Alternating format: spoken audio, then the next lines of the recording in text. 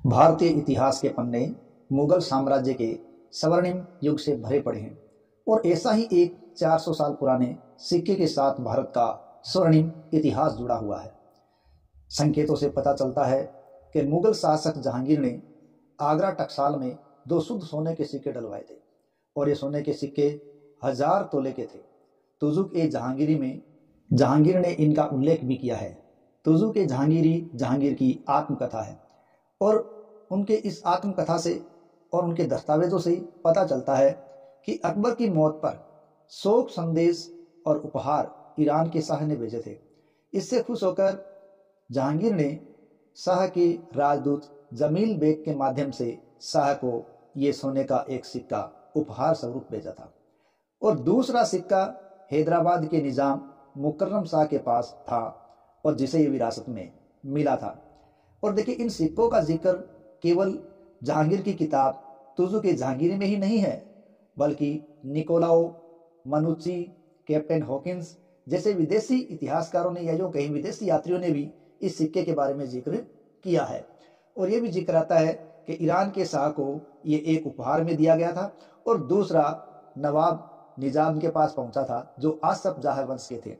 देखिए, कुछ दस्तावेज के अनुसार ये सिक्का जहांगीर ने निजामुल मुल्क के वंशजों को दिया था और कुछ ये कहते हैं, जैसे हम ईश्वर दास नागर की पुस्तक फुतुहाते आलमगीरी की बात करें तो इससे पता चलता है कि बीजापुर अभियान के दौरान औरंगजेब की सेना काफी थक चुकी थी, राशन सामग्री भी उनके पास नहीं थी। ऐसी स्थिति के अंदर औरंगजेब की सेना के लिए गाजिउद्दीन खान ने उनके लिए व्यवस्था की थी और राहत सामग्री भेजी थी। इसी बात से खुश होकर औरंगजेब ने ये एक सोने का सिक्का वो किसको दिया था? गाजिउद्दीन को उपहार स्वरूप दिया था। और गाजिउद्दीन खान के बेटे थे निजामुल मुल्क और इसी निजामुल मुल्क ने आसफ जाह वंश की स्थापना की थी और इस प्रकार गाजिउद्दीन से ये ये सिक्का उसके बेटे निजामुल मुल्क के पास आ गया और पीढ़ी दर पीढ़ी आसफ जाह वंश के पास ये चलता रहा और इसी पीढ़ी के 8वें निजाम हुए हैं मुकर्रम शाह। देखिए, मुकर्रम शाह वो एक नाम के ही निजाम हुए हैं।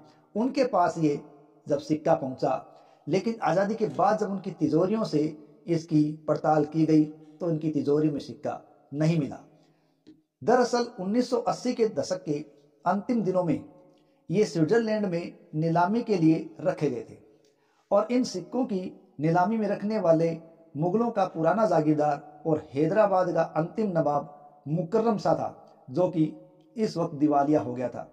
देखिए, भारतीय अधिकारियों के माध्यम से भारत सरकार को इसके बारे में पता चला कि स्विट्जरलैंड में नीलामी के लिए भारतीय कोई एंटीक सिक्का रखा जा रहा है। ये सोने के सिक्के 12 किलो के थे और इस सिक्के से बड़ा सिक्का कभी बना ही नहीं था। ये इतना भारी था कि इसको साधारण बच्चे तो उठा ही नहीं पाते थे। इस सिक्के का व्यास 21 सेंटीमीटर था। सिक्के के बीच में बादशाह का नाम और खिताब अंकित है और इस पर लिखा है, बाहुक्म शाह जहांगीर याफ्त सदजेवर बनाम नूर जहां बादशाह साहब बेगमजर। 1987 तक तो यही मान लिया गया था कि यह सिक्का अब उपलब्ध ही नहीं है, लेकिन जब 1987 में स्विट्जरलैंड से नीलामी की खबर आई तो लोगों में इस सिक्के के प्रति उत्सुकता पैदा हो गई। इस सिक्के की नीलामी के बारे में भारतीय अधिकारियों ने भारत सरकार को सूचना दी तो सीबीआई वहां पहुंची और सीबीआई ने प्रयास किया, लेकिन यह सिक्का उनको वहां नहीं मिला। 1000 तोले वजन वाले सिक्के की कीमत अगर आज ताज़ा भाव से ज्ञात करें तो लगभग 7 करोड़ के आसपास है और सिक्के की एंटिक वैल्यू ही उसे बेशकीमती बनाती है। 4 दशक तक इस सिक्के की खोज बेनतीजा ही साबित हुई है। अब केंद्र सरकार ने फिर से इसे पता लगाने की कवायद शुरू की है। भारत सरकार के दस्तावेजों में यह सिक्का मुहर के रूप में दर्ज है। 1970 में निजाम के खजाने से सिक्का गायब हो गया था और तब से ही इसका कुछ भी पता नहीं चला है और आज भी इसी सिक्के की तलाश जारी है। चूंकि इससे भारत का स्वर्णिम इतिहास जुड़ा हुआ है, इसलिए केंद्र सरकार ने इसकी तलाश पुनः शुरू कर दी है। तलाश अभी जारी है। जय हिंद, जय भारत।